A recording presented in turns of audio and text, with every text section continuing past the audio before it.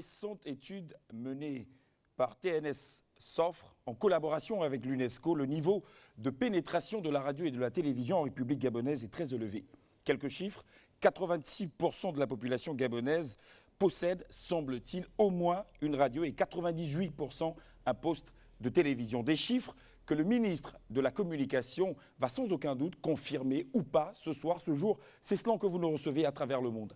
La quasi-totalité des acteurs du monde de la communication est là, ce soir, en dehors ou dans ce plateau. Ils sont pour la plupart des journalistes, des monteurs, des caméramans, infographes, ingénieurs du son ou de l'image, maquettistes, producteurs, réalisateurs, grâce à qui nous nous invitons chez vous ou dans vos lectures. Ils ont dignement choisi ces métiers à la fois nobles et ingrats, de la conception à l'ouvrage.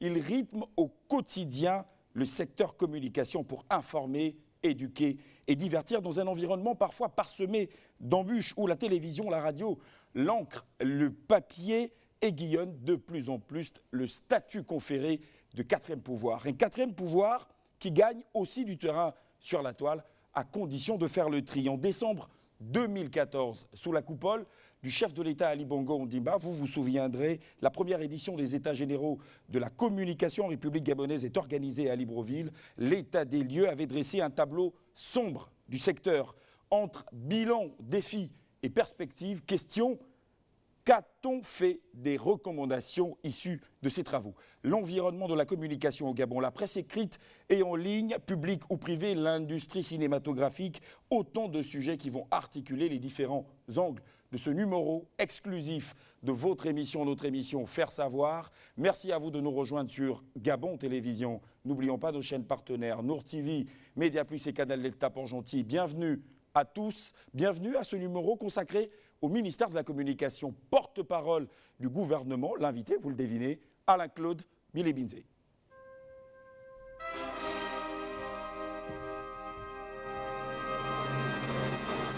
Bonsoir, Monsieur le Ministre. Bonsoir. Merci d'avoir répondu à notre invitation. C'est un plaisir. Faire Savoir, vous connaissez? C'est une émission que je regarde et que j'apprécie. D'accord. Quelques mots? Écoutez, il y a le savoir-faire sur... c'est notre credo. Merci, c'est gentil. Il y a le savoir-faire, mais encore mieux, il faut le faire savoir. Et rien ne sert d'agir si on ne le fait pas savoir. Agir, c'est bien. Partager ce qu'on sait faire, c'est encore mieux. Et vous êtes là pour faire savoir ce soir, Monsieur le Ministre. Installez-vous, je vous en prie. Merci. L'actualité du gouvernement gabonais au complet. Dans votre journal du gouvernement du mois d'octobre 2015, vous découvrirez les grandes réalisations et chantiers des 6 ans de magistère du président de la République, chef de l'État, avec une volonté d'unir toutes les forces vives de la nation, l'année de mise en service des chantiers, les nouveaux projets de développement et les nouvelles infrastructures, le projet Graines, la mise en service des infrastructures de développement, la diversification de l'offre de formation de 2010 à 2015, des réalisations à fort impact social, des réformes institutionnelles, une diplomatie d'action, le développement durable et économique, le programme de production agricole dans sa phase opérationnelle, la question du logement, la matérialisation d'une prospérité partagée avec le nouveau système de rémunération.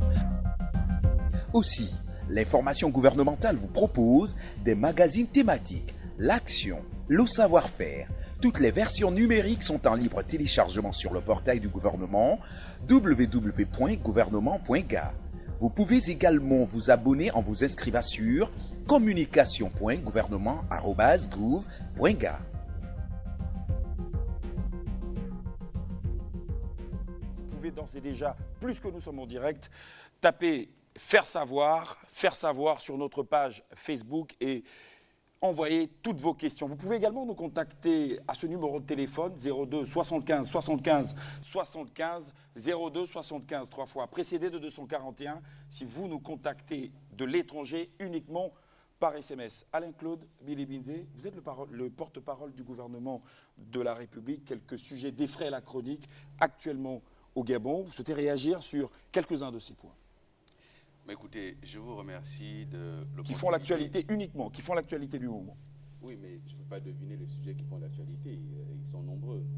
Mais je vous remercie remercie en tout cas de l'opportunité que vous nous offrez en tant que ministre de la Communication d'exposer à la nation et en tout cas aux téléspectateurs de Gabon Télévision et de vos chaînes partenaires l'action que nous menons à la tête du ministère de la Communication et les orientations que nous entendons donner pendant le temps que nous passerons ensemble au niveau de ce ministère de la Communication.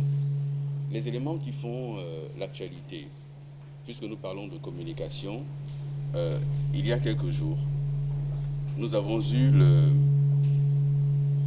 la désagréable surprise de lire un certain nombre de journaux, un certain nombre de titres, et d'y voir précisément l'ensemble de choses que nous ne souhaitions plus voir dans notre pays. Être communicateur, vous l'avez dit, c'est un métier noble. Être communicateur, c'est un métier exigeant. Être communicateur, c'est se situer au carrefour, au confluent d'un certain nombre d'éléments. Et c'est pour cela qu'il existe entre le journaliste, en l'occurrence, et le lecteur, pour parler de la presse écrite, une forme de contrat moral. Le lecteur ne sait pas traiter une information. Le lecteur n'est pas outillé pour collecter, traiter et diffuser une information. Le contrat moral, c'est donc que le journaliste le fasse pour lui. Et il achète donc cette information et c'est ça qui fait son opinion. Venons-en au sujet, monsieur le ministre. Mais je suis dans le sujet, monsieur. Lorsque cette information est dévoyée, lorsque cette information est maltraitée, lorsque cette information porte des éléments non véridiques, non vérifiés, cela ressemble exactement à offrir à quelqu'un des aliments frelatés, avariés. Et donc c'est dangereux pour la santé. Ce qui s'est produit, c'est que malheureusement, vous avez un journal qui appelle au meurtre, qui appelle à l'assassinat, qui appelle à la guerre civile, qui appelle à en finir avec une communauté du seul fait que cette communauté est musulmane. Et donc cela, le ministère de la Communication et le gouvernement ont tenu à le condamner. Et ce soir, je voudrais dire aux Gabonaises et aux Gabonais que ce genre d'articles de presse, ce genre de journaux n'ont pas cité dans notre pays. Nous avons besoin d'une presse libre, mais d'une presse qui fasse son travail avec sérénité. Et cela, nous appliquerons la loi. Vous vous êtes adressé au régulateur? Monsieur, le CNC notamment? Et c'est là vous n'avez pas l'impression que vous vous placez dans une, je ne vais pas dire une posture, mais est-ce le rôle du ministère de la Communication aujourd'hui de pointer du doigt les... Je veux bien que vous me posiez des questions, mais vous me laissez le temps de répondre. Bien. Je vous en prie, monsieur le ministre. Le responsable de la communication au quotidien dans notre pays, celui qui édicte les éléments de la communication dans notre pays, c'est le ministère de la Communication. Le régulateur, c'est une chose, mais celui qui gère la question de la communication au quotidien, parce que c'est le gouvernement de la République, et parce que c'est au sein du gouvernement qu'on édicte la loi et qu'on applique la loi. La première mission constitutionnelle du gouvernement, c'est d'appliquer les lois de la République. Et donc, le régulateur, c'est une chose, il interviendra en son temps, mais la gestion au quotidien des éléments de communication appartient au gouvernement. Donc, lorsque le gouvernement agit, ne le renvoyez pas au régulateur parce que c'est une faute de le penser. Pourquoi, monsieur le ministre? Mais je vous le dis, je viens de vous le signifier. Mais c'est tout à fait légitime. Le texte, mais pardonnez-moi, si vous posez une question, je vous réponds. Le texte organique. Je vous écoute, monsieur le ministre. Je vous écoute. Les textes organiques en matière de communication donnent au ministère de la Communication les prérogatives sur la loi et son application. Qu'est-ce qui valide les diplômes des journalistes? Qu'est-ce qui donne les agréments pour que quelqu'un s'installe comme opérateur dans le domaine de la presse écrite, la presse audiovisuelle, etc. C'est le ministère de la Communication. Et donc, en amont se trouve le ministère de la Communication dans l'élaboration de la loi et dans sa mise en œuvre, dans son application. Ensuite, il y a le régulateur. Le régulateur, c'est une instance indépendante qui se situe donc au confluent de tout ceci et qui veille à ce que la loi, effectivement, soit respectée. Mais celui qui fait la loi et qui, au quotidien, veille à son applicabilité, c'est le ministère de la Communication. C'est pour cela qu'il est outillé et qu'il a en son sein des directions et toute une organisation pour accompagner l'exercice de la communication dans notre pays. Donc, il ne faut pas confondre les deux éléments. Ah non, il n'y a pas confusion, monsieur le ministre. Vous l'avez signifié. Le débat ne porte pas essentiellement sur ce fait d'actualité, monsieur le ministre. Nous allons évoluer si vous le voulez bien. Alors, monsieur, il y a un autre sujet sur lequel vous... Non, allez-y. Alors, monsieur le ministre, Vous vous souviendrez, en décembre 2014, le président de la République lui-même avait été présent à Ngondje lors de la première édition des États généraux de la communication. Nous allons revenir très rapidement sur cette actualité qui a donné une lueur d'espoir aux communicateurs, aux journalistes, monteurs, à tous les corps de métier de cette corporation. Nous regardons cet élément et nous nous retrouvons juste derrière pour la première partie de cette émission. Réforme de l'audiovisuel public, validation du code de la communication, formation et spécialisation des hommes de médias. Bref, les États généraux de la communication se tiennent sous le sceau des enjeux et des perspectives nouvelles dans ce domaine. Pourquoi? Monsieur le Président, les questions sont nombreuses, mais l'heure n'est plus au questionnement. Il s'agit maintenant et ici même de trouver des pistes d'amélioration des cadres juridiques, législatifs et réglementaires et de placer un peu plus l'homme au centre des débats à travers une formation adéquate et le renforcement des capacités. Il s'agit également de bonifier toutes les voies devant conduire à une meilleure qualité des contenus. Le quatrième pouvoir aujourd'hui se donne véritablement les moyens d'apporter des réponses. Les bonnes réponses pour mieux informer et éduquer, conformément aux principes de démocratie et de liberté.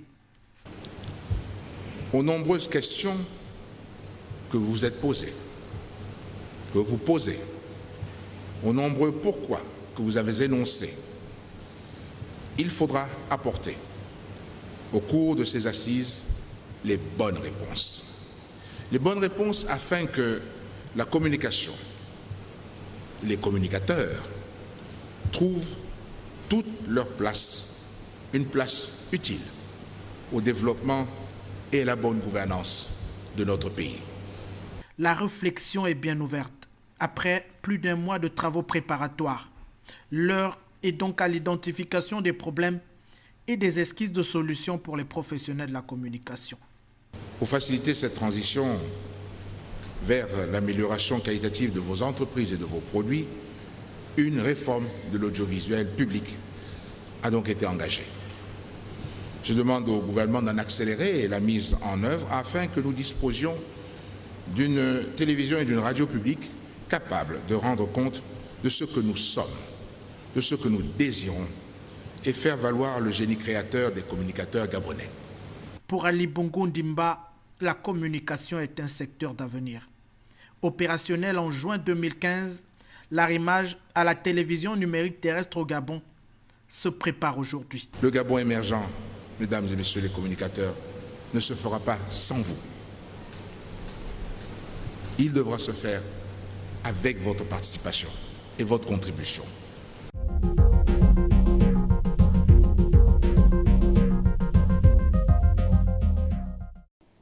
Alain-Claude Billy-Binzé, Monsieur le Ministre, le président de la République avait eu un message fort à l'endroit des communicateurs. Vous vous souvenez de ce moment, maintenant que vous êtes ministre de la Communication?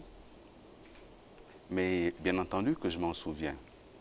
Les États généraux de la communication ont été un moment important, en ce sens qu'on a donné l'occasion aux communicateurs, comme vous les appelez, de réfléchir eux-mêmes sur les évolutions apportées à leurs différents secteurs d'activité et de faire des propositions au gouvernement sous forme de recommandations à l'issue des États généraux.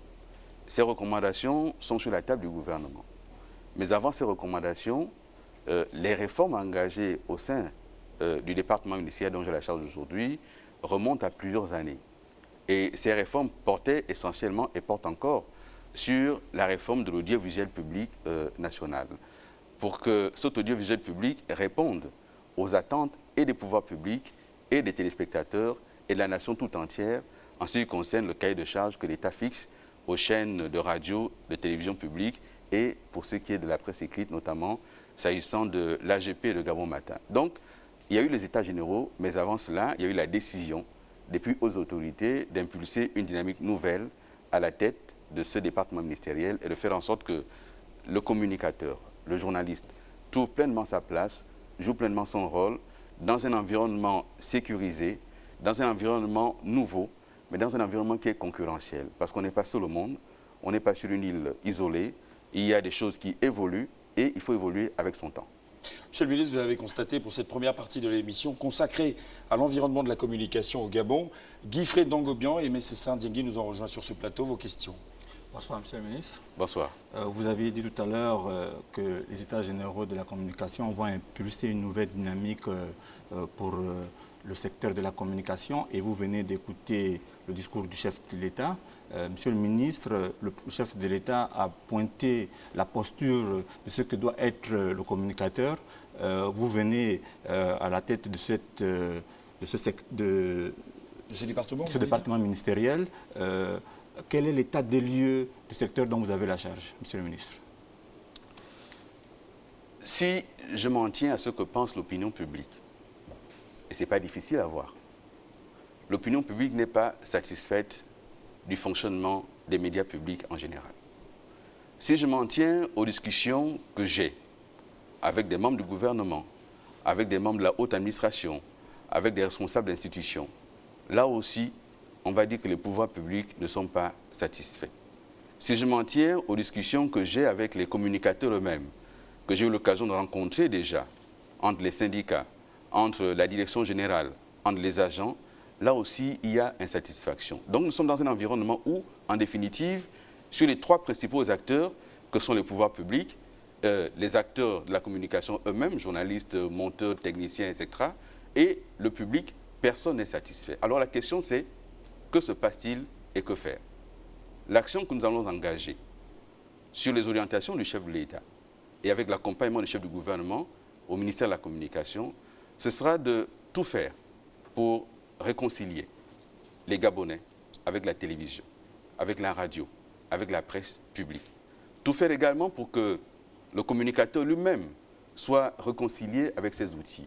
Vous savez, lorsque je rencontre des gens, journalistes, et qui me disent, vous savez, Monsieur le ministre, je ne regarde pas Gabon Télévision, je n'écoute pas Radio Gabon, ça me fait froid dans le dos.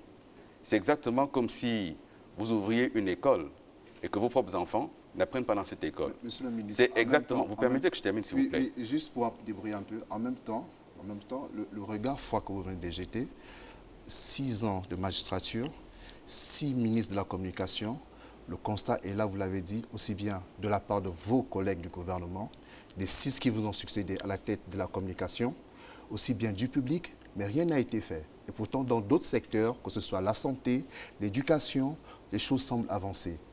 Qu'est-ce qui bloque en tant que membre du gouvernement? Est-ce qu'il faut-il attendre que c'est nous-mêmes qui trouvions des solutions à ce Vous posez une question, Guy-Fred, vous donnez la possibilité au ministre de répondre, s'il vous plaît. La question est posée. Après 6 ministres, le conseil est toujours le même. Donc le gouvernement a échoué dans ce cas. Commençons par... Parce que ce n'est pas le public qui finance les chaînes publiques. Qui a parlé de financement? Non, je le dis, ce n'est pas le public, ce n'est pas l'opinion publique qui finance. Vous posez une question, donnez au ministre la possibilité de répondre. C'est moi qui vous parle du public, ce n'est pas le public qui finance. S'il vous plaît. Le public, l'opinion publique n'a pas une idée de la gestion des médias publics. C'est le gouvernement qui en a une idée. Venons-en à la question, juste la question. Que fait-on des financements qui sont liés au secteur de la communication au regard de nombreux ministres qui se sont succédés à la tête de ces départements ministériels? Bien. Je voudrais d'abord qu'on se comprenne et qu'on s'entende.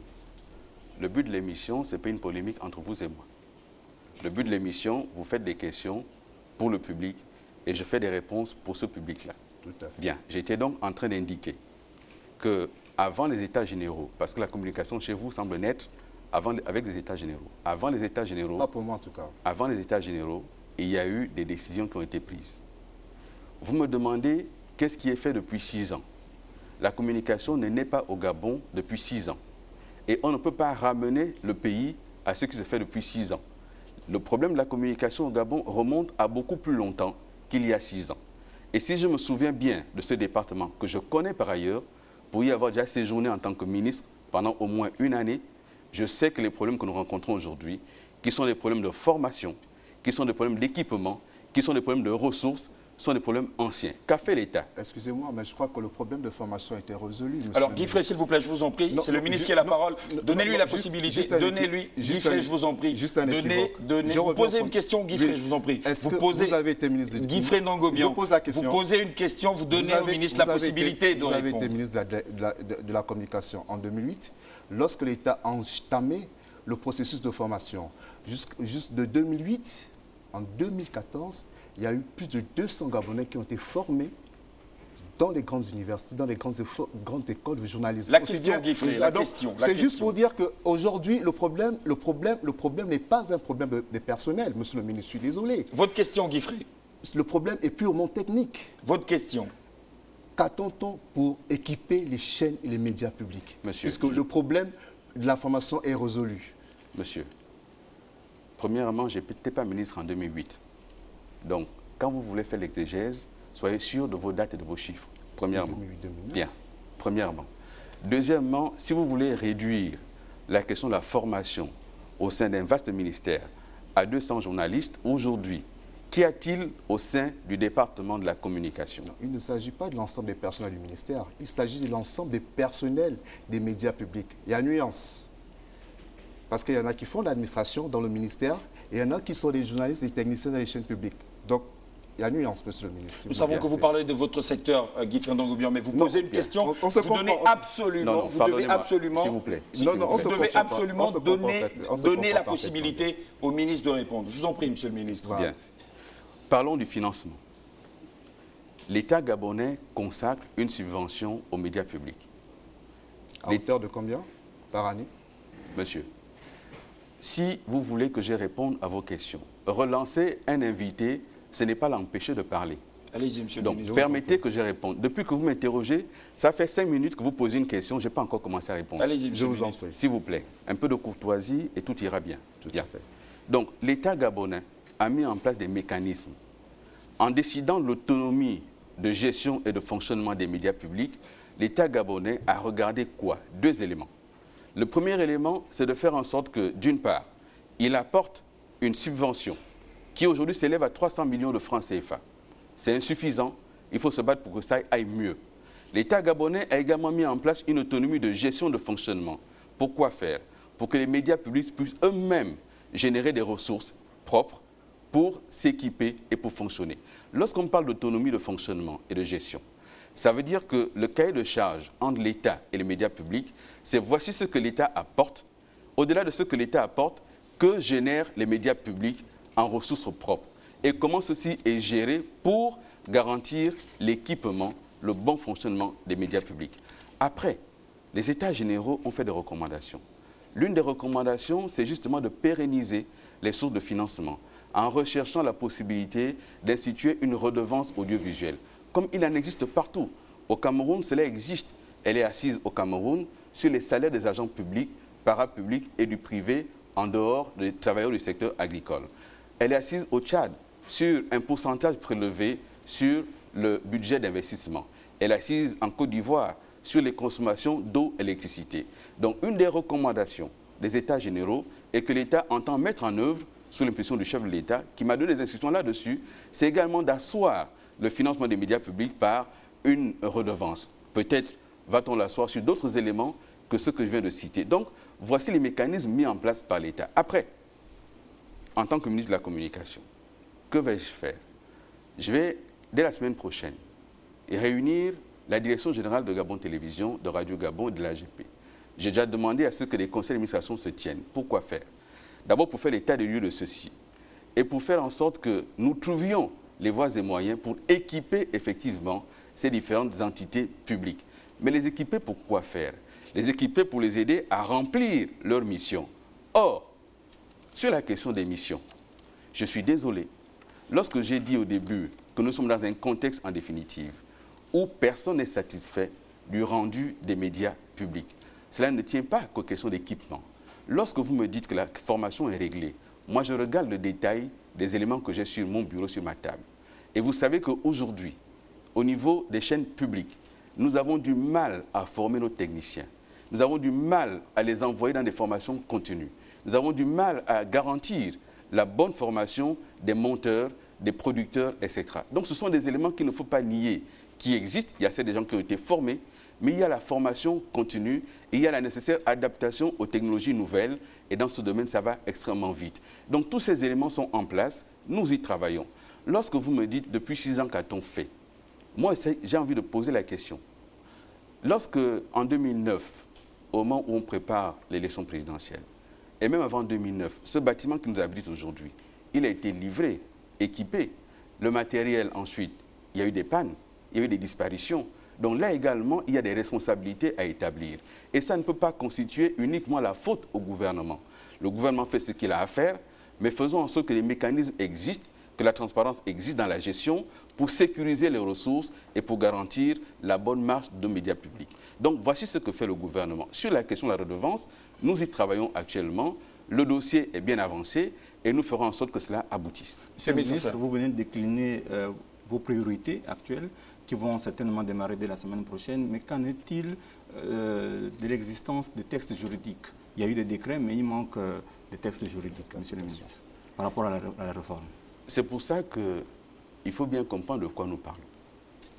Lorsque l'État met en place ces outils, et l'État met en place des outils en tenant compte d'une organisation spécifique. Ce sont des entités autonomes avec conseil d'administration. Cela veut dire quoi? Ça veut dire clairement que le ministère de la Communication ne gère plus les budgets alloués aux chaînes publiques et à l'AGP. Avant cette réforme, ce sont des choses qui étaient gérées directement par le ministère de la Communication, puisque la RTG à l'époque était une direction du ministère de la Communication attachée au secrétariat général. On a mis en place donc des éléments. Ce que j'ai demandé, c'est que d'abord les statuts soient revus et présentés en Conseil des ministres pour leur adoption. Ce sont ces statuts-là qui vont permettre de faire en sorte que nous ayons enfin la séparation et la distinction des personnels de l'une, l'autre et l'autre entité. Ces statuts ont été déjà rédigés, élaborés, présentés. J'ai simplement demandé qu'aujourd'hui, au vu de l'exercice quotidien et que les différentes directions générales ont fait remonter un certain nombre d'éléments bloquants, on va revoir les statuts pour les adapter aux nouvelles évolutions.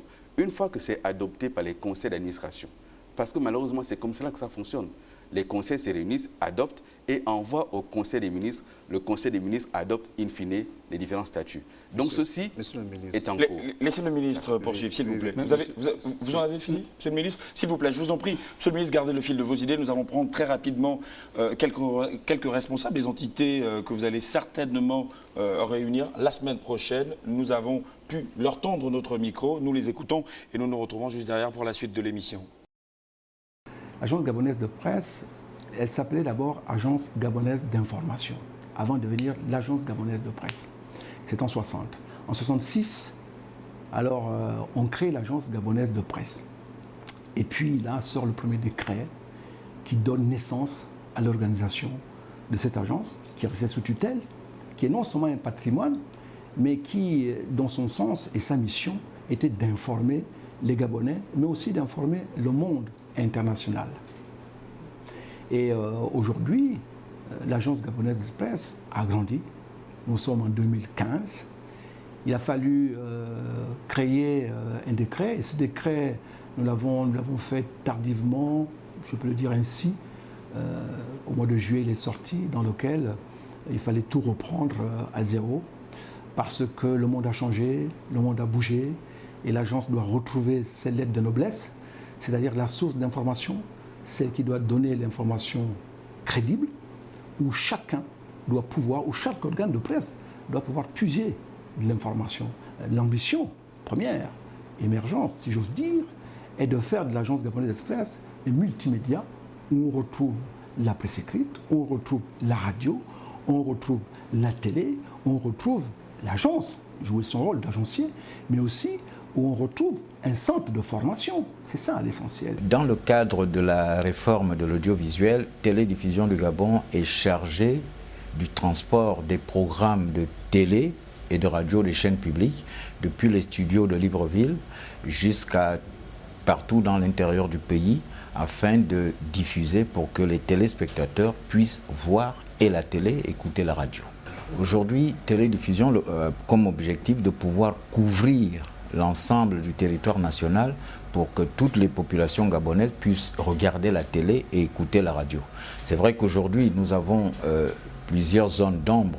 Il y a certaines localités qui ne sont pas encore couvertes dans le cadre de ce programme-là, mais au fur et à mesure, des efforts sont en train d'être faits pour que nous puissions couvrir la totalité du territoire national.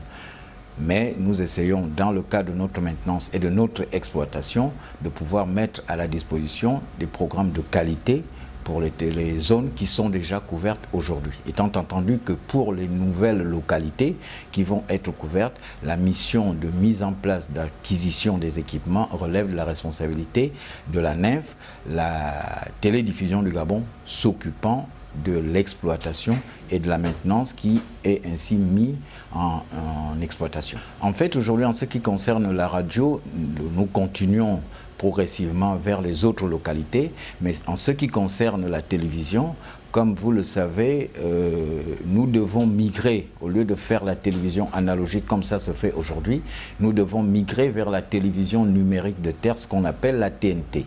Et des dispositions, le programme est en cours pour pouvoir faire cette migration d'ici 1 ou 2 ans.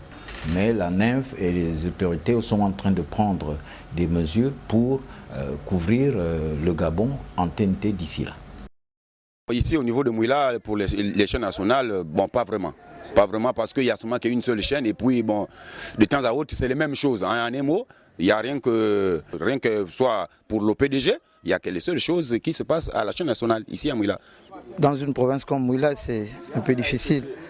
Donc, vous voyez que si la une est carrément... Parce qu'il y a des moments où on fait une semaine, on ne la reçoit pas. Monsieur le ministre qui est assermenté pour le problème de la communication, qu'il fasse un effort, envoyer des fois des techniciens ici pour essayer de voir comment la télévision marche en Bigou. C'est ça le problème. Il y a des fois où ça se verrouille et on n'arrive plus à voir les images, on n'arrive plus à suivre le son, tout ça, mais on ne sait pas si c'est Libreville qui fait ça ou bien si c'est Moura qui envoie un peu de techniciens ici pour essayer de nous mettre la situation à jour. Même pour suivre le journal, les informations, vraiment, on est en arrière ici. C'est comme si le Gabon ne vivait pas ici en Bigo. Quand il y a coupure, surtout que c'est sur satellite, on ne se plaint pas trop. Sinon au Gabon, nous n'avons pas l'information. Nous n'avons pas l'information au Gabon. Ça, secteur d'information nul. Il manque des émissions débat, il manque des émissions culturelles, comme on voit un peu ailleurs.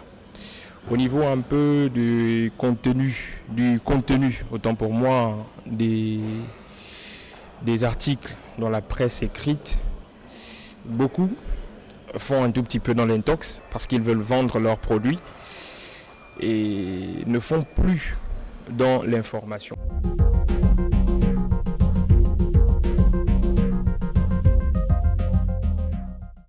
Monsieur le ministre, notre conducteur a quelque peu fourché, mais vous avez bien compris, il s'agissait là de quelques compatriotes qui réagissaient au sujet de la presse audiovisuelle, notamment la qualité des programmes et aussi l'accès à l'information. Peut-être que vous avez une réaction dans ce sens? Ils réagissaient à plusieurs choses.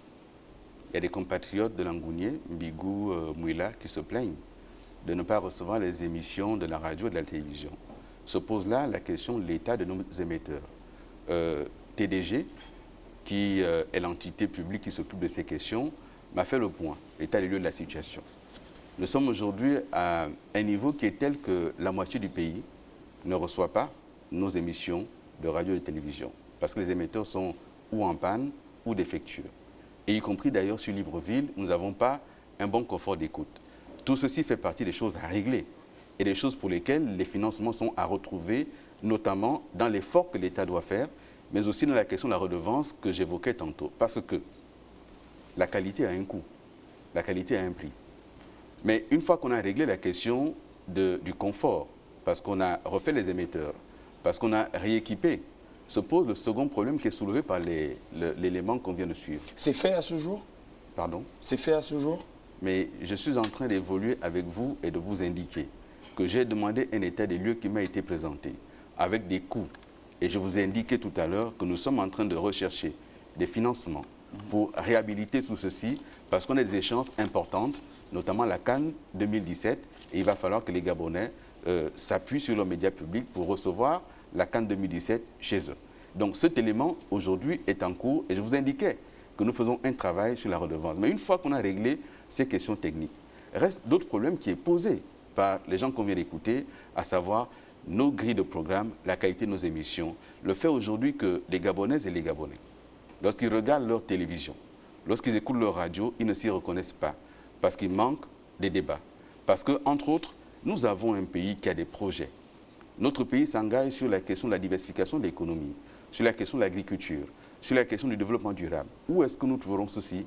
Sur nos grilles de programme et au niveau de l'AGP et de Gabon Matin. Donc, il nous faut faire des efforts pour que, effectivement, les Gabonaises et les Gabonais, pour qui ces médias existent, se reconnaissent dans ces médias parce que les journalistes, les animateurs et producteurs vont devoir aller sur le terrain et leur offrir des grilles de programme dignes de ce que les Gabonais attendent de leurs médias publics et de ce que les pouvoirs publics attendent de leurs chaînes publiques également.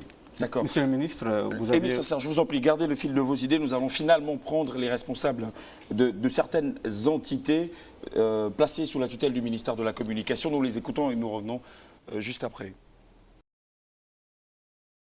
L'agence gabonaise de presse, elle s'appelait d'abord Agence gabonaise d'information, avant de devenir l'Agence gabonaise de presse. C'est en 60. En 66, alors on crée l'Agence gabonaise de presse. Et puis là sort le premier décret qui donne naissance à l'organisation de cette agence, qui est restée sous tutelle, qui est non seulement un patrimoine, mais qui, dans son sens et sa mission, était d'informer les Gabonais, mais aussi d'informer le monde international. Et aujourd'hui, l'agence gabonaise de presse a grandi. Nous sommes en 2015. Il a fallu créer un décret, et ce décret, nous l'avons fait tardivement, je peux le dire ainsi. Au mois de juillet, il est sorti, dans lequel il fallait tout reprendre à zéro, parce que le monde a changé, le monde a bougé, et l'agence doit retrouver ses lettres de noblesse, c'est-à-dire la source d'information, celle qui doit donner l'information crédible, où chacun doit pouvoir, où chaque organe de presse doit pouvoir puiser de l'information.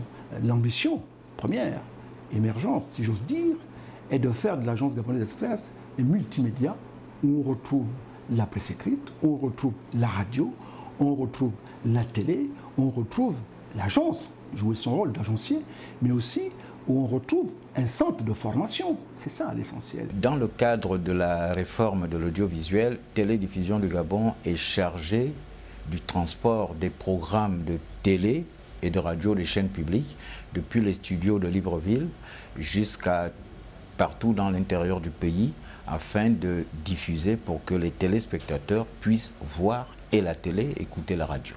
Aujourd'hui, Télédiffusion a comme objectif de pouvoir couvrir l'ensemble du territoire national pour que toutes les populations gabonaises puissent regarder la télé et écouter la radio.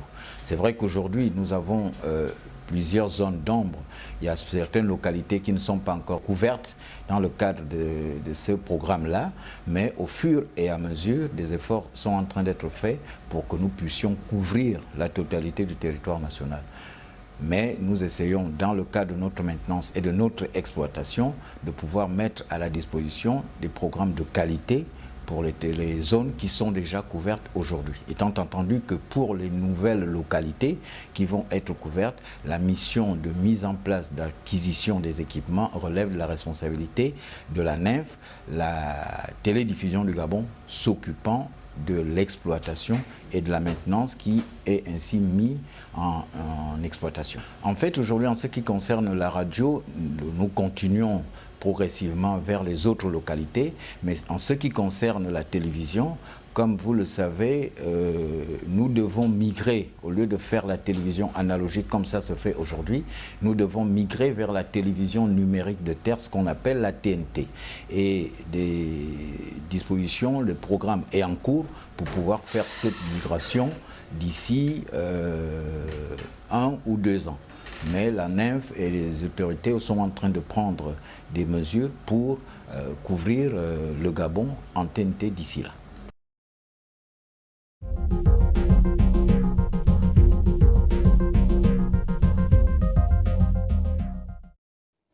Monsieur le ministre, en quelques mots, quelle va être la méthode Billy Binze? Il n'y aura pas de méthode Billy Binze. Il y aura l'application des instructions. S'agissant de la gestion au quotidien, il faudra faire en sorte que, et nous le ferons, d'impliquer les acteurs, de les écouter, mais en même temps de veiller à ce que l'éthique regagne la maison, de veiller à ce que la créativité regagne la maison. Vous savez, nous avons une responsabilité collective. Faire en sorte de rendre aux Gabonais leur outil. Faire en sorte qu'ils soient fiers du travail que vous faites. Faire en sorte qu'ils soient fiers de leurs médias publics. Et ceci implique l'engagement de chacun. Nous allons mettre un terme aux boutiques, ce que j'appelle les boutiques, à savoir les comportements blâmables qui se sont développés ici et là. Nous allons faire en sorte que tous ceux qui prétendent ne pas avoir de travail dans les médias publics, qui prétendent avoir été écartés, on va les écouter et on va entendre ce qu'ils ont à proposer. Parce que le Gabon est vaste, le Gabon est multiple et la culture gabonaise doit trouver toute sa place. L'économie gabonaise doit trouver toute sa place. Le sport, la diversité politique doit trouver sa place sur les médias publics. Et c'est pour cela que nous insisterons pour que les grilles de programme, de même que les colonnes de Gabon Matin, j'insiste là-dessus, servent de relais, non seulement entre les populations et les gouvernants, mais aussi entre les gouvernants et les populations. Le Gabonais est un peuple fier et il a été parmi les premiers en Afrique centrale à avoir la radio et la télévision. Il est aujourd'hui en train de regretter, de constater que ceux qui étaient hier derrière nous sont en train de mieux se développer que nous. Donc il faut rendre aux Gabonais cette fierté et ça part de l'implication de chacun et d'abord des professionnels de la communication qui doivent prendre en compte les recommandations du gouvernement, mais surtout tenir leur outil et en faire un réel outil de développement.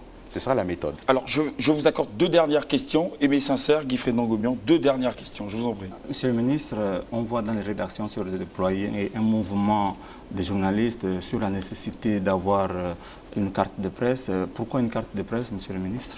Mais là, ce n'est pas les rédactions. C'est une obligation de l'État de faire en sorte que celui qui exerce au Gabon en qualité de journaliste soit détenteur d'une carte de presse. Pourquoi? Parce qu'on peut être journaliste formé d'une école, être diplômé et ne pas être employé par une rédaction. La carte de presse, c'est ce qui indique que vous êtes employé dans une rédaction. La carte de presse, c'est ce qui fait en sorte que vous ayez accès à l'information et notamment à l'information publique. La carte de presse, c'est le paravent. On ne peut pas vous empêcher d'accéder à une information lorsque vous présentez votre carte de presse. Mais en même temps, il y a des obligations liées à cela et je ne vais pas rappeler ici l'obligation de probité, l'obligation d'équité, l'obligation d'équilibre de l'information. Monsieur le ministre, il se dit que cette exigence vient du ministère de la Communication. Or, le Code de la communication indique que la carte n'est pas obligatoire. Non. Et les journalistes que nous avions rencontrés, nos confrères, pensent qu'il y a une volonté derrière qui se manifeste de vouloir contrôler le journaliste, monsieur le ministre. Messieurs, les journalistes au Gabon n'ont pas besoin qu'on cherche à les contrôler. Ce sera votre dernière question. Ils savent eux-mêmes trouver les mécanismes pour qu'on les contrôle. Mais elle n'est pas exigée, elle n'est pas exigible. La carte de presse est une obligation légale. C'est écrit noir sur blanc dans les différents codes, y compris dans la nouvelle ordonnance. L'article 14, monsieur le ministre. Lequel article 14? Du Code de la communication. Qui vous dit quoi? Mais vous parlez du Code de la communication, je vous parle de l'ordonnance adoptée le 11 août 2015 en Conseil des ministres et qui traite aujourd'hui de la communication à la République gabonaise. Donc vous êtes en retard sur vos informations. Mais monsieur le ministre, il y a une réforme du Code de la communication. Cette ordonnance a une primeur sur le Code de la communication. Monsieur, le Code de la communication est une loi. Et une loi peut être modifiée par une autre loi. L'ordonnance est une loi. Donc, n'allons pas sur ce chantier parce que là-dessus, vous vous trompez totalement. Donc, je le répète, celui qui, dans les médias publics ou privés, n'est pas détenteur de la carte de presse ne pourra pas exercer comme journaliste, c'est la loi. Ce n'est pas moi qui l'invente. Vous pensez que la loi institue une commission nationale de la carte de presse juste pour le plaisir? Vous pensez que l'État inscrit des budgets pour gérer cette commission de la carte de presse rien que pour la balade ou le tourisme? Mais vous pensez qu'on dépend de l'argent public comme cela? Pourquoi est-ce que les gens refuseraient d'avoir la carte de presse? Pourquoi? Donc il faut la carte de presse pour exercer. Guy Frédon-Gobion, je vous accorde une dernière question. Oui, juste la toute dernière. Oui, avant ma question, juste de rappeler que tous les journalistes... La toute dernière, Guy Frédon, je vous en prie. Juste de rappeler que tous les journalistes ne sont pas contraints d'être dans une rédaction parce qu'il existe également des journalistes indépendants. Venons-en à la question, s'il voilà, vous plaît. Pour revenir à ma question... Vous avez dit ça, vous pensez avoir fait quoi? M'avoir fait une leçon? Mais non, je n'ai pas de leçon à vous faire, monsieur le ministre. C'est juste, je vous parle en tant que professionnel. Je lève des équivoques. Guy Frédon-Gobion, ma question était de savoir... Je vous réponds, s'il vous plaît. Non, ce n'était pas une question, monsieur le ministre. Mais je vais répondre à votre observation. Bien. Je vous en prie. Un journaliste, fût-il indépendant, travaille pour un organe de presse. Et donc, à ce titre, il lui faut la carte de presse. J'ai répondu à votre question? Ce n'était pas une question. Bien. Donc, j'ai répondu à votre observation. Voilà. Vous avez pris tout à l'heure l'exemple de la Côte d'Ivoire. Guy Frédon, venons-en à la question. La Côte d'Ivoire, le Cameroun et le Tchad, pour revenir sur la redevance audiovisuelle, des pays qui ont un taux de pénétration en matière audiovisuelle au-delà de 90%.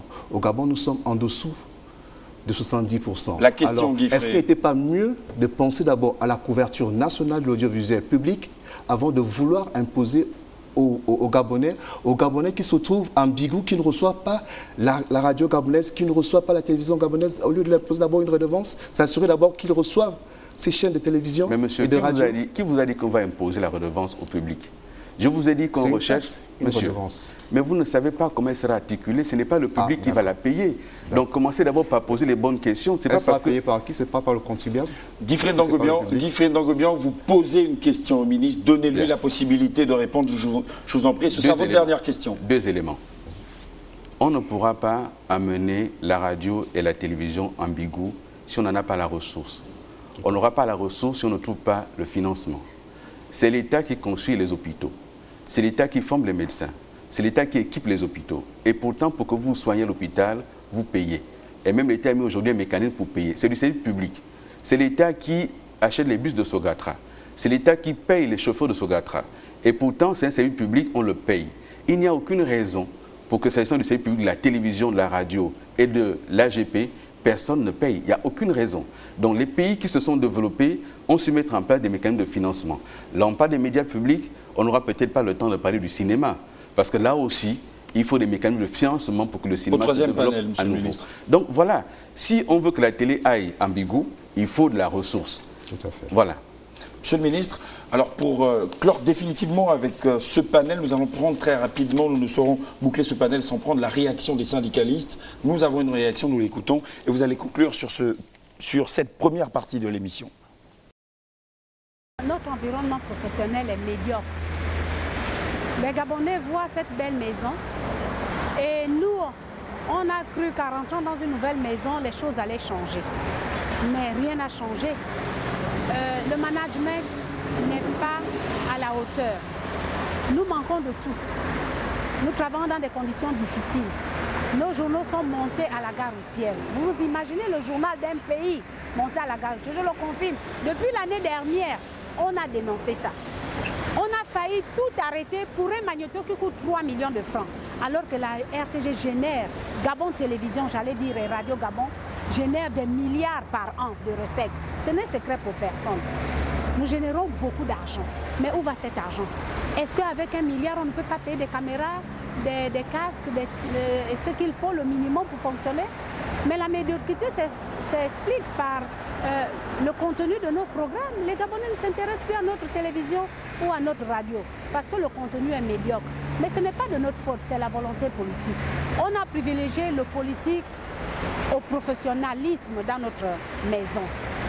Les gens courent vers l'argent parce que nous sommes pauvres, parce que notre statut particulier ne nous donne aucun droit, parce que les primes de rendement de ce que nous générons, pour les payer, il faut entrer en grève. C'est inacceptable. Mais avec quel état d'esprit un communicateur peut émerger dans ces conditions?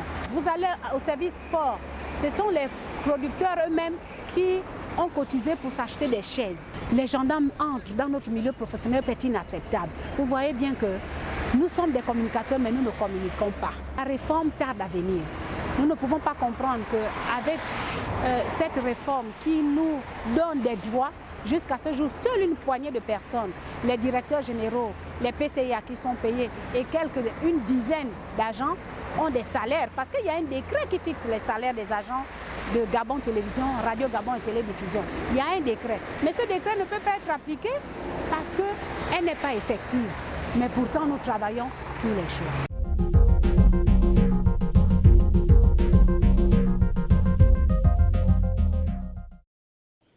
Monsieur le ministre, vous avez certainement dressé un état des lieux. On en parle depuis le début de cette émission. Vous vous reconnaissez dans ces propos? Vous savez, moi, je viens d'entendre un agent public, leader d'un syndicat, avec un discours enflammé, comme on sait qu'elle sait les tenir.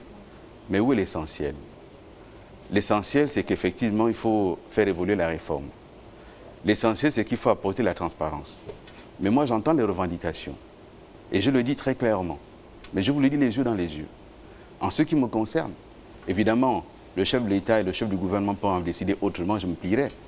Mais il n'y aura pas de paiement, de prime de rendement, s'il n'y a pas de rendement. La télévision nationale n'est pas une rente de situation. Où est le rendement pour lequel on va pouvoir payer les primes? Aujourd'hui, en dehors du journal télévisé, quelles sont les émissions qui attirent les gens sur Gabon Télévision? Donc tant que moi, je n'ai pas la certitude que le cahier de charges que l'État fixe aux médias publics est rempli, ça veut dire, encore une fois, la culture gabonaise. Ça veut dire, encore une fois, la diversité gabonaise. Ça veut dire, encore une fois, la formation, l'éducation des populations. Tant que ceci n'est pas sur les médias publics, je ne vois pas où seront les primes de rendement. Et ce rendement, il faut qu'on le fixe ensemble, il faut qu'on détermine les critères ensemble. Donc moi, j'entends associer tout le monde.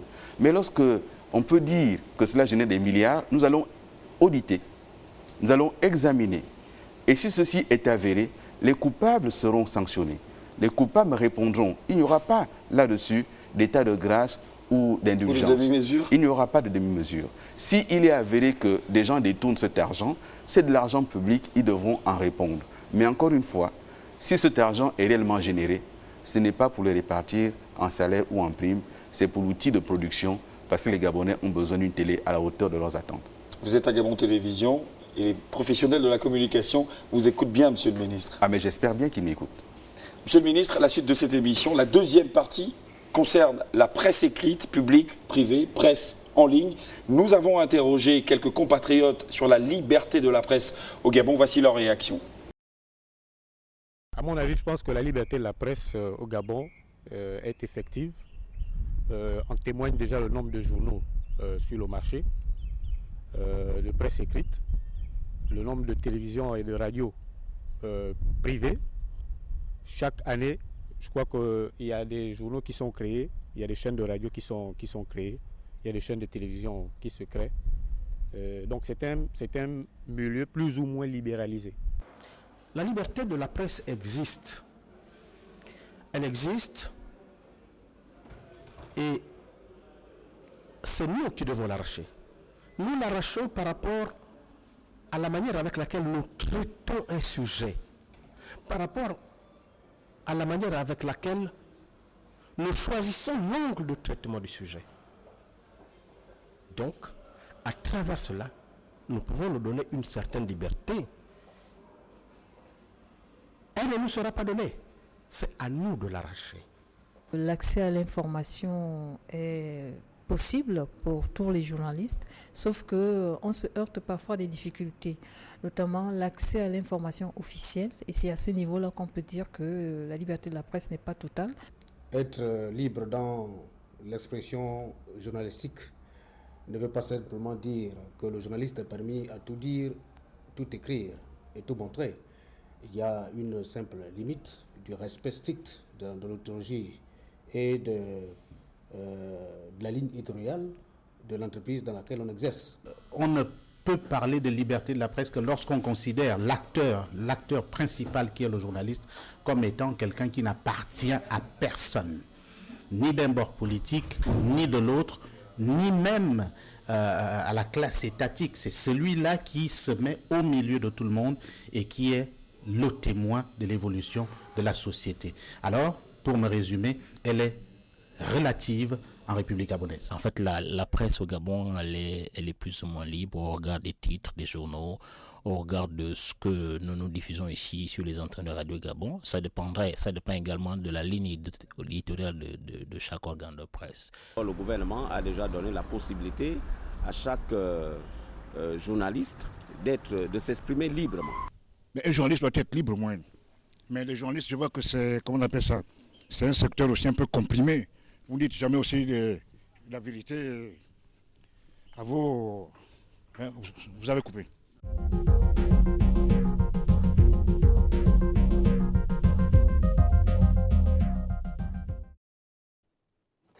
Alain-Claude Bilibinze, vous, que pensez-vous de la liberté de la presse au Gabon? La question, ce n'est pas tellement ce que je pense. La question, c'est ce qui se fait. Ce n'est jamais les bonnes questions, monsieur le ministre. Non, je reformule pour que je réponde mieux. La question, c'est ce qui se fait. Et ce qui se fait nous fait observer que la liberté de la presse est effective au Gabon. Que la liberté d'opinion, déjà, avant même la presse, est effective. Et que cette liberté, bien sûr, on peut toujours espérer mieux, mais que cette liberté aujourd'hui a tendance à prendre des dérives, à prendre des tournures qui ne sont pas acceptables.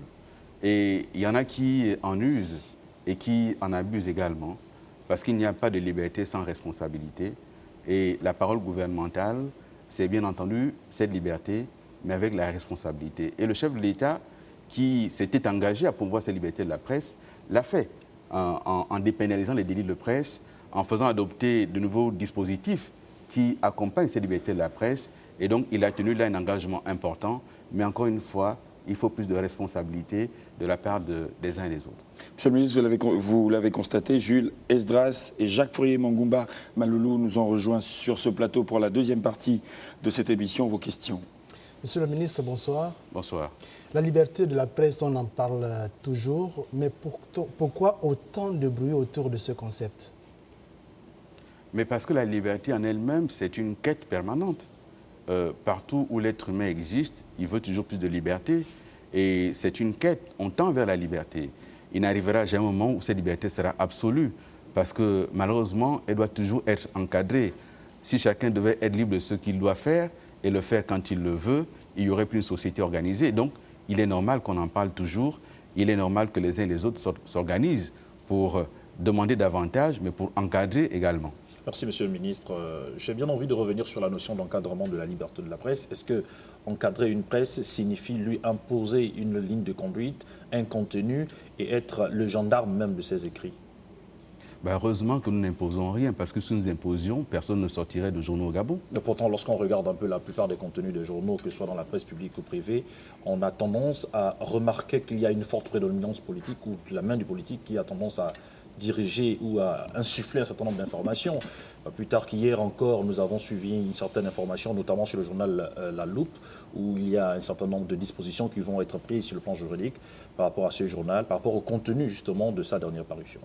Et qu'est-ce que vous pensez du contenu de sa dernière parution? Monsieur le ministre, vous n'êtes pas là pour poser des questions, vous êtes là pour répondre aux questions, monsieur le ministre. Très bien. Alors, je vais vous expliquer, puisque vous me posez la question, et je vous réponds très franchement. La loi existe et elle est la même pour tous. Les journalistes n'ont pas d'immunité. Et même lorsqu'on a une immunité, il y a des conditions de levée de cette immunité. Et donc, lorsque vous dites qu'il n'y a que le politique, mais c'est le journaliste qui choisit de ne traiter que de politique. Personne n'empêche qu'un journaliste traite d'autre chose.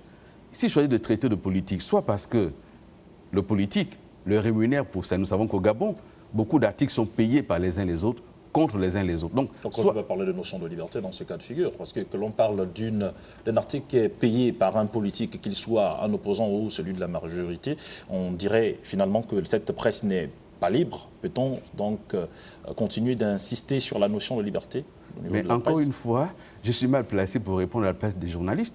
Vous devriez poser ces questions à vos confrères. Pourquoi acceptent-ils de prendre de l'argent pour écrire des articles contre les uns et les autres? Ce n'est pas moi qui le fais. Parce que nous revenons sur vos assertions, Monsieur le ministre, lorsque vous dites que finalement la presse est libre, mais il faut encadrer cette liberté. Nous avons tendance à penser que finalement cet encadrement est une sorte de main noire, une prédominance toujours de la tutelle sur le fonctionnement. Avez-vous lu la Constitution? Nous la regardons de temps en temps. Non, mais il faut la lire. La Constitution reconnaît la liberté d'opinion, la liberté d'association, la liberté d'expression, sous réserve du respect de l'ordre public. Ça veut dire que dans un état de droit, Et si on parle d'état de droit... Monsieur le ministre, qu'est-ce que vous entendez par ordre public? C'est une notion qui Jules est souvent Esdras, vous posez une question au ministre, donnez-lui la possibilité pour l'ensemble des Gabonais. Souvent, lorsqu'on regarde trouble à l'ordre public, on veut comprendre qu'est-ce que c'est que l'ordre public en réalité, notamment pour ce qui concerne les écrits des journalistes. Monsieur, l'ordre public est défini. L'ordre public, c'est ce qui est réglementé. Et trouble à l'ordre public, c'est ce qui va à l'encontre de la loi et de ce qui est réglementé. 2 exemples. La loi interdit l'appel au meurtre. Donc c'est ça l'ordre public. Tu ne peux pas appeler à tuer quelqu'un. Et si dans ton écrit, tu appelles à tuer quelqu'un, tu as troublé l'ordre public. Vous parlez d'insinuation ou d'un appel solennel? Avez-vous lu cet article, monsieur? Je l'ai regardé. Bien, vous ne l'avez pas regardé, je vous parle de lire. Je l'ai regardé. Cet article dit ceci. Avec un œil professionnel. Là, bien, cet article dit ceci. Ailleurs, cela s'est réglé autrement, en posant des bombes, en faisant des actions kamikazes. Et si ça continue comme ça, au Gabon, on prendra le calibre 12 pour en finir. Ça s'appelle comment, monsieur? Voilà. Donc je ne vous parle pas d'œil. Nous avons l'impression que Jules Esdras, s'il vous plaît, je vous en prie, donnez la possibilité au ministre de poursuivre dans son cas de figure comme ça. Pourquoi seulement cet article? Monsieur, je n'étais pas ministre. Je n'étais pas ministre. Permettez que j'assume ce que je fais en tant que ministre. Il y a eu d'autres articles, je peux vous en parler. Lorsqu'un journal gabonais écrit en une, avec des photos de personnalités, tuez-les tous. Ailleurs, ça ne se tolère pas, ça ne s'autorise pas. Lorsqu'on peut écrire à la une d'un journal gabonais, comme ça a été le cas cette semaine encore, Billy Binzé, moi qui vous parle, j'emploie des méthodes de nazis. Nazis. Vous savez ce que c'est, les nazis? Deuxième guerre mondiale, Hitler. Si moi j'emploie des méthodes nazies, le nazi en chef c'est qui? Si lorsque je défends la liberté et la presse au Gabon, si lorsque je promeus au nom de l'État et du gouvernement la liberté et la presse au Gabon, que je défends, parce que je suis ministre d'un gouvernement, je défends l'action du chef de l'État, et qu'au nom de cela, je suis qualifié, moi, de nazi. C'est qui le nazi en chef alors? Nous allons évoluer dans les débats. Donc ces écarts, monsieur, ces écarts, lorsqu'on parle de l'encadrement, ce n'est pas mettre le fer. L'encadrement, c'est de dire, oui, vous êtes libre, mais d'abord pour écrire, il faut être journaliste. Monsieur. Vous pensez que ceux qui écrivent ne le sont pas, monsieur? Mais ce n'est pas une question de penser. Je ne pense pas, je constate. Je constate, monsieur, que alors que la réglementation fait obligation de publier le nom des journalistes d'un journal dans ce qu'on appelle l'ours, la plupart de ces journaux ne publient pas les noms des journalistes. Ils publient des pseudonymes. Ce n'est pas des noms qui existent, c'est des pseudonymes. Donc, il y a manifestement là-dessus trouble à l'ordre public tel que défini par la loi. Nous allons évoluer dans les débats. Monsieur le ministre, le nouveau code de la communication stipule que le rôle de donner les autorisations d'émettre de paraître dévolu au CNC revient désormais au ministère de la Communication. Non, jamais. Non? Non. Ce n'est écrit nulle part dans l'ordonnance actuelle. Nulle part. Donc, relisez cette ordonnance, ce n'est pas écrit. Les autorisations, ce n'est pas comme ça que ça fonctionne. Le ministère de la Communication reçoit la demande. Et celui qui veut avoir un journal remplit donc sa demande et fournit un certain nombre de pièces. Et ensuite se rend au CNC et même auprès du tribunal pour le dépôt légal. Donc, et même de la Bibliothèque nationale. Donc, ce n'est pas ce qui est dit dans l'ordonnance. Donc, il faut bien relire. Alors, pour évoluer dans le cours de l'émission, nous allons prendre cette réaction. En fait, c'est un extrait de discours du président de la République, chef de l'État, Ali Bongo Ondimba, lors des États généraux de la communication. Nous l'écoutons et nous revenons sur la dernière partie de ce deuxième panel, monsieur le ministre. À l'expérience et à l'épreuve des faits, force est de constater que ce foisonnement, pour louable qu'il soit, n'a pas été suivi d'un saut qualitatif tout aussi important. Bien au contraire, et chacun peut en convenir, la qualité de nos titres de presse laisse encore de grosses marges de progression que nous devons absolument et urgemment combler si nous voulons rivaliser avec les meilleurs titres du continent. Les présentes assises ne répondraient pas à leur objectif si vous ne parvenez pas à trouver les mécanismes et les ressources nécessaires pour que nous disposions enfin d'une presse libre et de qualité. Une presse qui ferait véritablement partie des critères d'évaluation du dynamisme de notre démocratie. Et Ce n'est pas, mesdames et messieurs, le recours à la critique stérile, à l'injure ou à la haine de l'autre qui aidera à reconquérir les lecteurs et les téléspectateurs, bien au contraire. Le fait que des grands diffuseurs internationaux gagnent d'importantes parts de marché sur le continent montre bien que nos populations ont besoin de produits de qualité, mais qu'elles sont prêtes à payer un peu plus cher cette attente d'une meilleure qualité est satisfaisante.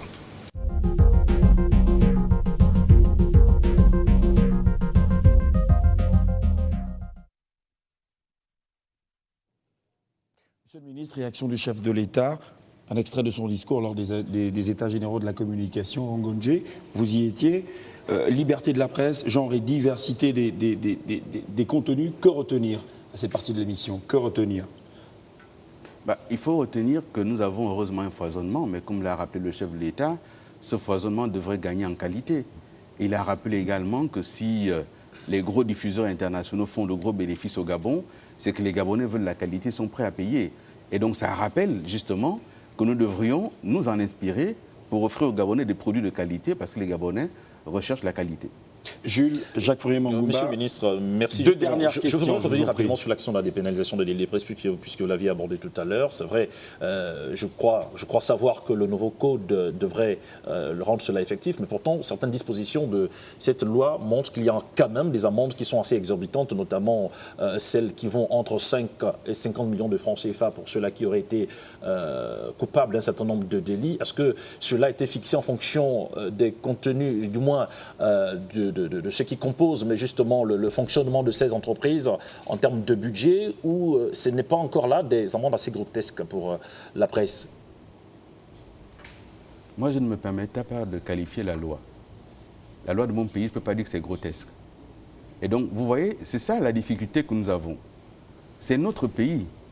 Si vous dites qu'une loi est grotesque, alors c'est votre liberté d'expression La que je respecte. disposition est quand même assez difficile, quand même difficilement applicable pour les entreprises de presse qui sont simplement en pleine expansion dans notre pays. Ce sera votre dernière question. Nous avons indiqué qu'on ne peut plus envoyer un journaliste en prison pour un certain nombre de faits. Pour autant, il n'y a pas de liberté sans encadrement. Et pour autant, il n'y a pas de licence à tout dire, à tout écrire, à tout faire. Vous savez, nous avons l'air comme ça de négliger. Mais lorsque Radio 1000 Collines appelait à éradiquer le mal jusqu'à la racine, à arracher la racine de l'herbe, lorsque Radio 1000 Collines traitait certaines populations de cancrelats qu'il fallait écraser, on disait c'est leur liberté. Et on sait où ça a conduit. Donc on sait toujours comment ça commence, on ne sait pas où ça va. Et donc la responsabilité de l'État et du gouvernement, c'est de faire en sorte qu'on n'en arrive pas à cela.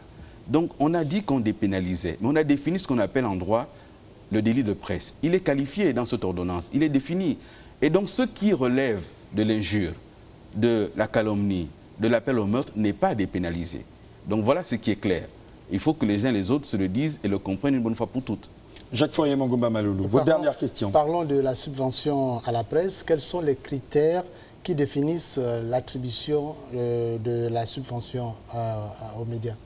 Vous savez, le chef de l'État, Omar Bongo, a voulu faire un geste pour aider et encourager. Le chef de l'État, Ali Bongo Ndiba, a maintenu cela. Mais au-delà de la subvention, il existe aujourd'hui une vraie loi sur le Fonds national de la presse. Et cette loi a été adoptée au Sénat et je veux en profiter pour remercier les parlementaires qui ont bien compris l'intérêt d'accompagner les médias. Mais l'État ne peut pas subventionner ce qui est illégal. Et donc le premier critère d'attribution, ça va être le contrôle de la conformité à la loi, le contrôle de la légalité. Parce que si l'argent public doit financer ce qui est illégal, ça n'a plus d'intérêt. Lorsqu'un média emploie au noir du personnel, emploie des agents sans les déclarer, sans payer la CNSS, l'État ne peut pas donner une subvention à un tel média. Lorsqu'un média ne paye pas ses impôts, l'État ne peut pas donner la subvention. Donc, les premiers critères, ça va être de vérifier la conformité à la loi. Après, il y a d'autres critères qu'il faut fixer par les textes. On a dit qu'il fallait voir le nombre de parutions, il fallait voir les tirages. Ce sont des critères objectifs. Mais encore une fois, nous réunirons la profession et nous dirons ce que dit la loi, ce que prévoit la loi. Alors, Monsieur le ministre, depuis le début de cette émission, nous n'avons pris aucune question sur notre page Facebook. Permettez-nous d'en prendre une très rapidement. Monsieur le ministre, qu'en est-il? Si la régie est prête, nous allons prendre cette question et l'afficher sur votre petit écran. Qu'en est-il du projet de la Maison de la Presse? Voilà, Monsieur le ministre, qu'en est-il du projet de la Maison de la Presse? Il y a plusieurs projets. Il y a les projets de l'État, s'agissant de la Maison de la Radio, s'agissant de la tour de télédiffusion, s'agissant également de la construction du bâtiment du ministère. Ces 3 projets importants font l'objet aujourd'hui de démarches auprès de l'État indien pour un emprunt qui a été, une ligne de crédit qui a été ouverte. Le projet sur la Maison de la Presse concerne plutôt l'aide qu'on peut apporter à la corporation pour qu'elle ait un lieu où se retrouver et pour que ceux qui n'ont pas la possibilité de disposer dans un premier temps d'un siège puissent se retrouver. C'est un projet qui a démarré, mais pour lequel à ce jour, je n'ai pas d'éléments de réponse sur où se trouve ce projet. Peut-être lorsque j'aurai fini de rencontrer les uns les autres, je pourrai en savoir davantage. Monsieur le ministre, la dernière partie de cette émission est consacrée à l'industrie cinématographique au Gabon. Merci à vous, Jules Edras et Jacques Fourier-Mangouba Malolo, pour toutes vos questions. Nous avons interrogé encore une fois les Gabonais sur leur appréciation du cinéma au Gabon. Voici leur réaction et nous nous retrouvons juste derrière pour la dernière partie de cette émission. Oui, pour ça, le cinéma gabonais en ce moment fait des très bons films. Mais j'aimerais qu'il faut encore plus mieux dans le sens où lequel les réalités du pays sont un peu dévoilées, quoi. C'est bon aussi, mais sauf que c'est pas vraiment suivi parce que le plus souvent, ce sont les films d'ailleurs conçus dans nos cinémas. Mais il faut mettre en valeur aussi nos films et nos actions. Nous avons besoin de ça. C'est tout de l'extérieur, ce sont les choses de l'extérieur qu'on met en valeur, alors que nous-mêmes nous avons nos propres choses. Le cinéma au Gabon a légèrement progressé et c'est une opportunité pour nous comme ça de faire un clin d'œil au ministre de la Communication qui puisse, nous en tant qu'acteurs, nous apporter un soutien par rapport au domaine que nous exerçons, donc dans l'actorat, une formation, créer des ateliers de formation afin que nous soyons performants, afin que nous soyons professionnels et surtout que nous arrivons à concurrencer les autres acteurs d'autres pays. Je pense que le cinéma au Gabon obéit ou évolue dans 2 sphères. La première sphère, c'est celle que j'appellerais le cinéma dit subventionné, qui lui est donc soutenu ou entretenu par l'État, par le biais justement de la structure IGIS, qui était l'ancien CNACI. Et il y a d'autre part ce que j'appellerais le cinéma non subventionné, qui lui donc est soutenu par des réalisateurs indépendants et qui aujourd'hui, c'est vrai que bon, souvent lorsqu'on parle de cet univers cinématographique, on va mettre en avant un certain nombre d'éléments parmi lesquels le principal est souvent la qualité des productions. Mais nous comprenons bien que la qualité des productions obéit à un certain nombre de facteurs. On parlera peut-être de formation, mais je pense surtout qu'il y a en amont ce problème de subvention. Hein. Et je crois qu'aujourd'hui, le cinéma gabonais dans son ensemble a besoin justement d'une subvention nationale qui alimenterait de façon globale et générale donc toutes les productions cinématographiques. Le cinéma gabonais, c'est intéressant surtout, il faut mettre l'accent sur la culture gabonaise. C'est ça, normalement, il faut mettre l'accent sur la culture gabonaise parce que dans la culture gabonaise, vous allez retrouver un peu de tout. Alors que si on n'arrive pas à mettre l'accent sur la culture gabonaise, je crois que nous sommes un peu à côté en ce qui concerne le cinéma gabonais. Le cinéma gabonais est encore dans ses débuts. On ne peut pas pour l'instant les juger ou bien les comparer par rapport à d'autres pays comme le Nigeria ou bien les pays nord-africains. Mais sinon, c'est encourageant. On les félicite. Aujourd'hui, le cinéma gabonais a pris d'ampleur parce que sur l'image, sur la façon dont on réalise des films aujourd'hui au Gabon, je pense qu'on essaie de s'améliorer aujourd'hui au niveau du Gabon par rapport sur les films. Vraiment, Il y a eu beaucoup d'efforts parce qu'autrefois, ce n'était pas ça. Monsieur le ministre, nous voudrions que les films gabonais soient plus modernes, que les acteurs soient mieux formés, qu'ils s'expriment mieux, pour que les films soient meilleurs. Cinéma gabonais, mais c'est une bonne chose, le pays est en train d'avancer en matière de cinéma. Et lorsqu'on se fait déjà reconnaître au niveau de la FESPAC, c'est important.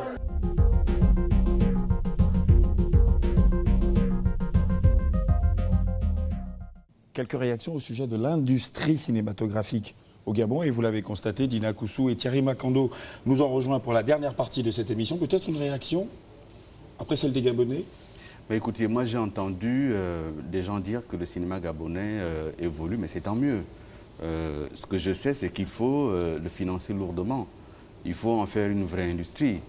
Et il n'y a pas de cinéma sans salle de cinéma. Et donc il faut faire des efforts là-dessus. Il faut réorganiser ce secteur d'activité. Il faut en faire une vraie industrie parce qu'il y a 30 ans, le cinéma gabonais a montré un certain nombre de performances utiles. Et aujourd'hui, il faut continuer à le soutenir. Dina, Thierry, vos questions? Monsieur le ministre, bonsoir. Bonsoir. Alors justement, vous venez de suivre là toutes les réactions des populations gabonaises. Je suis tentée quand même de vous demander, après plus de 50 ans d'existence, quel bilan concrètement vous faites du cinéma? Et si on devait vous demander de noter ce cinéma sur une échelle de 0 à 10, vous donneriez combien? C'est difficile de faire un tel bilan et une telle notation parce qu'il y a des périodes. Le cinéma gabonais, dès les indépendances, a été soutenu par un certain nombre d'autorités politiques. Le président Léomba, qui a soutenu notamment la production du premier film qui a été présenté à Cannes, La Cage. Il y a eu le président Marbongo qui a soutenu également. Et puis il y a eu des évolutions qui ont été faites avec des personnalités gabonaises connues du monde du cinéma comme Maury, M. Maury et d'autres, Philippe Maury. Et puis ça a évolué avec la création du CNACI qui ensuite a évolué avec l'IGIS. Donc il y a des périodes, il y a des films gabonais qui ont été primés à l'étranger, Le Singe Fou, Dolé et j'en passe. Aujourd'hui, ce cinéma est à la croisée des chemins. Entre des évolutions imposées par les évolutions technologiques où les uns et les autres peuvent facilement faire quelque chose et les définitions de ce qu'est réellement le cinéma. Dans tous les cas, il faut des efforts pour le soutenir. Dans tous les cas, il faut renouer avec des filières cinéma et en faire une industrie. Et avec la direction générale de l'IGIS, nous travaillons à chercher des partenariats, non seulement pour les formations, mais également pour le financement et la structuration du cinéma gabonais. Et la télévision nationale devrait à nouveau s'impliquer, comme elle a fait par le passé, sur la production ou la coproduction. On va peut-être justement déjà... Allez-y Thierry. D'accord. Monsieur le ministre, existe-t-il des textes qui fixent l'organisation du cinéma au Gabon? Si oui, comment expliquez-vous, aujourd'hui, vous, ministre de la Communication, le fait que beaucoup de cinéastes évoluent en roue libre? C'est l'impression qu'on a en fait. Non, ce n'est pas une évolution en roue libre. Vous savez que le cinéma, c'est une industrie et qui rentre dans le champ global de ce qu'est l'économie. Il y a une offre, une demande, et puis il y a des indépendants. Il y a effectivement des producteurs indépendants. Il est important que cela existe. Il faut aussi qu'il y ait le producteur public qui est encadré par l'IGIS. Et les textes existent. Mais dans tous les cas, c'est un secteur d'activité. J'ai suivi le reportage. Les gens veulent que ça reflète la culture.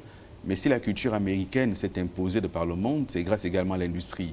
Et si la France a réussi à sauvegarder son industrie du cinéma, lorsque la déferlante américaine a débarqué sous Ronald Reagan, avec la déréglementation et que la France a soulevé l'exception culturelle, c'est parce que chacun a compris qu'il y a là des jugements importants. Il est bon de financer le cinéma. Et le cinéma gabonais doit à nouveau s'imposer. Il y a eu des séries qui ont marqué les Gabonais, comme l'Auberge du Salut et d'autres. Donc il est important de repartir et de financer le cinéma, d'où encore une fois des mécanismes importants qui sont prévus par la loi et que nous allons essayer de mettre en œuvre pour trouver les sources de financement de ce cinéma. Mais encore une fois, il faut le définir.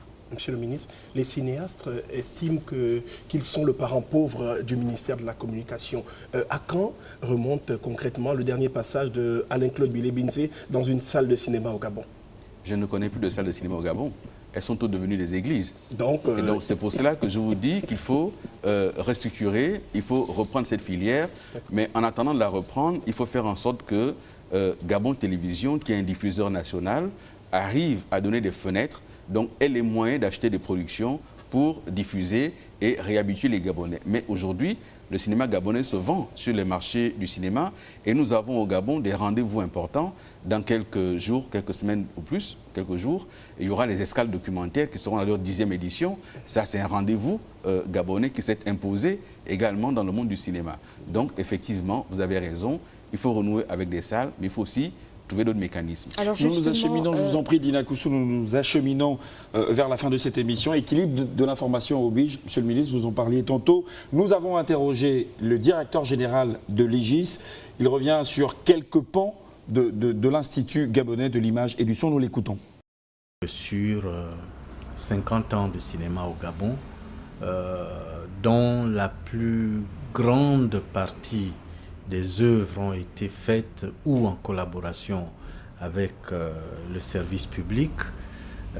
D'ailleurs, il faut rendre aussi un hommage particulier à la télévision gabonaise parce que c'est quasiment la télévision gabonaise, la RTG, cette bonne vieille RTG qui a produit et encouragé les premiers films gabonais. Donc tous ces films-là ont fait les lettres de noblesse de notre cinéma et ont représenté valablement le Gabon partout. Il est évident que nous n'avons pas atteint les objectifs attendus. C'est beaucoup plus dans la promotion, dans l'exploitation. Et c'est ce qui peut expliquer qu'aujourd'hui, la plupart des salles de cinéma est fermée, même si à notre décharge, le phénomène est continental. Il faut savoir que même des pays comme l'Algérie, qui avait 440 salles dans les années 60, aujourd'hui sont à 30, peinent à avoir 30 salles.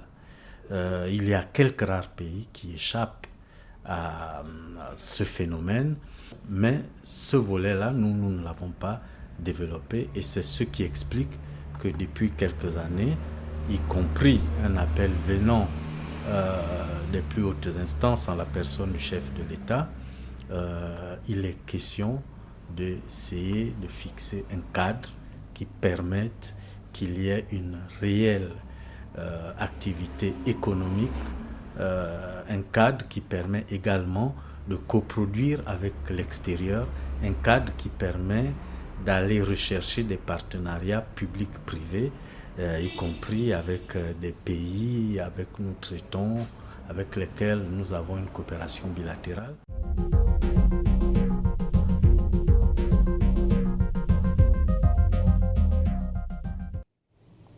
À la suite du directeur général de l'Institut gabonais de l'image et du son, vos deux dernières questions. Alors, justement... Une seule pour vous, Dina. Une seule également pour vous, Thierry. Si vous nous permettez de parler. Allez-y, très rapidement. Merci beaucoup. Alors, justement, Monsieur le ministre, l'action 127, si je ne me trompe pas, du plan stratégique Gabon émergent, cher au chef de l'État Libongo Nimba, parle de la médiatrie, justement, des contenus audiovisuels. Peut-être nous expliquer concrètement en quoi cet instrument pourrait être une plus-value pour le Gabon et à quand une effectivité, parce que c'est quand même inscrit dans le plan stratégique Gabon émergent.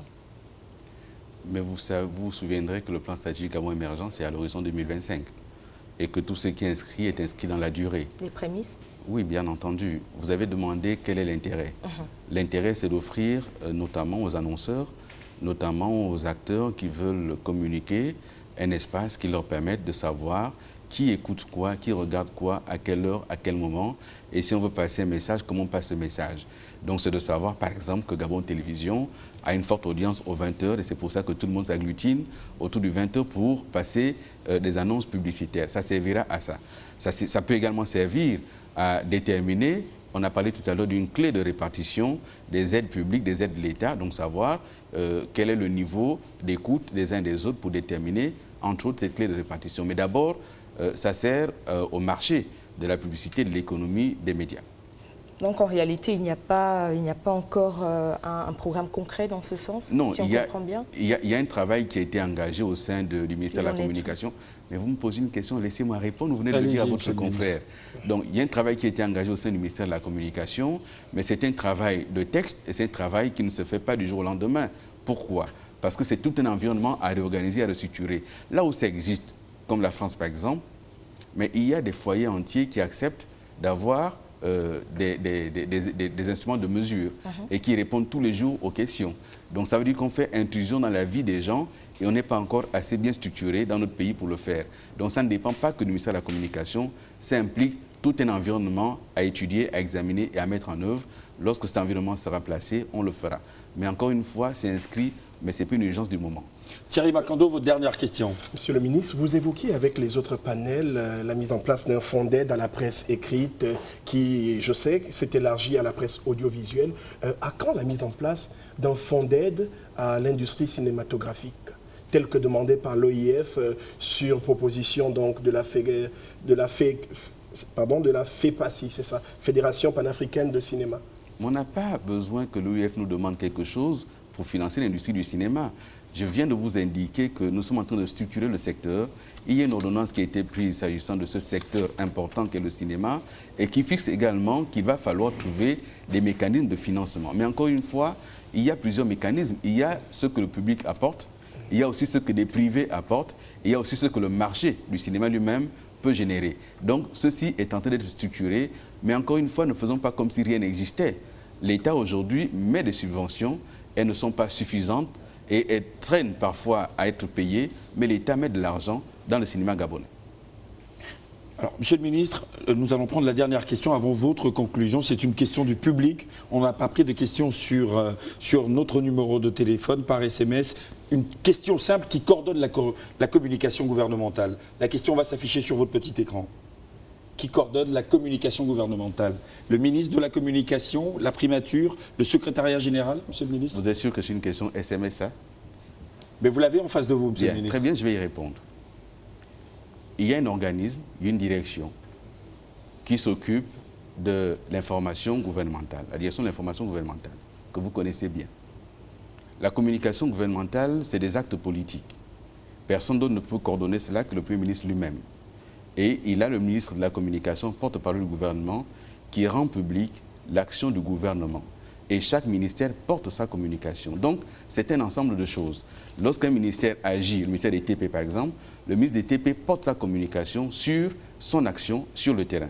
Et il faut d'ailleurs que nos collègues, membres du gouvernement, aillent de plus en plus sur le terrain, chacun dans l'action qui est la sienne. Et nous avons commencé à le faire dans la mutualisation qui est faite aujourd'hui entre Radio Gabon, Gabon Télévision, l'AGP, Gabon Matin, pour que chaque ministre ait l'opportunité de venir défendre ce qu'il fait sur le terrain et le présenter. Et ensuite, il y a le porte-parole du gouvernement qui rend public une voix interministérielle. Voilà. Alors, Monsieur le ministre, pour en venir à la conclusion de cette émission, nous vous remercions pour votre disponibilité.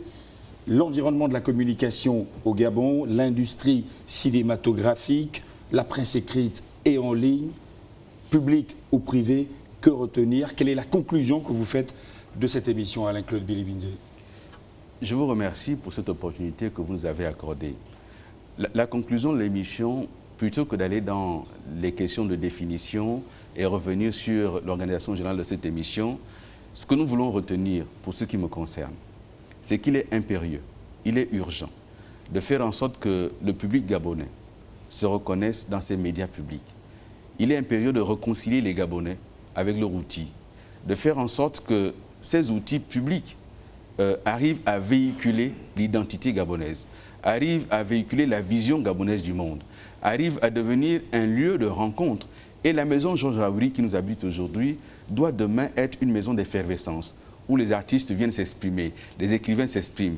Et il faut aussi que nos médias publics rappellent aux gens qui nous sommes, donc notre histoire, où est-ce que nous allons, nos projets, notre identité, notre géographie, notre idéographie, parce que c'est ça qui raconte au monde ce que nous sommes, qui nous sommes. Et moi, ministre de la Communication, je ferai en sorte que sous les instructions du chef de l'État, on arrive à apporter notre contribution, nous arrivions à réconcilier ce qui hier ne pouvait pas discuter pour que les médias publics gabonais jouent pleinement leur rôle et remplissent les missions définies par l'État. Alain-Claude Bilibinze, ministre de la Communication, porte-parole du gouvernement qui était notre invité ce soir. Vous l'avez compris, votre émission reprend, Faire savoir. Votre émission tous les mercredis, en principe, exclusivement ce jeudi. Monsieur le ministre, nous vous remercions pour votre disponibilité. Les régisseurs du temps nous ont tapé dessus. Vous aviez aussi raison. S'il vous plaît, je vous en prie, faites en sorte que les autres membres du gouvernement viennent participer au débat sur ce plateau. Vous le savez, faire savoir, ça fait 1 an aujourd'hui, le 16 octobre dernier, heureux hasard ou simple coïncidence, le 16 octobre, vous savez, ce sont les 6 ans de magistère du président de la République. On célébrait en octobre dernier. En octobre dernier également, on célébrait les 1 an d'existence de l'émission Faire savoir. Merci à vous de rester fidèles à Gabon Télévision et nos chaînes partenaires, Nour TV, Média Plus et Canal l'État Port-Gentil. Bonsoir chez vous.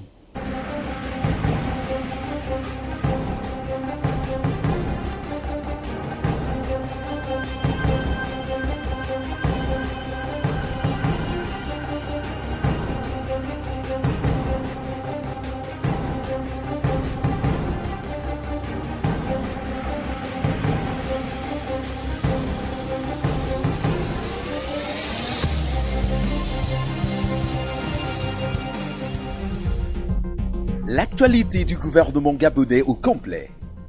Dans votre journal du gouvernement du mois d'octobre 2015, vous découvrirez les grandes réalisations et chantiers des 6 ans de magistère du président de la République, chef de l'État, avec une volonté d'unir toutes les forces vives de la nation, l'année de mise en service des chantiers, les nouveaux projets de développement et les nouvelles infrastructures, le projet Graines, la mise en service des infrastructures de développement, la diversification de l'offre de formation de 2010 à 2015, des réalisations à fort impact social, des réformes institutionnelles, une diplomatie d'action, le développement durable et économique, le programme de production agricole dans sa phase opérationnelle, la question du logement, la matérialisation d'une prospérité partagée avec le nouveau système de rémunération.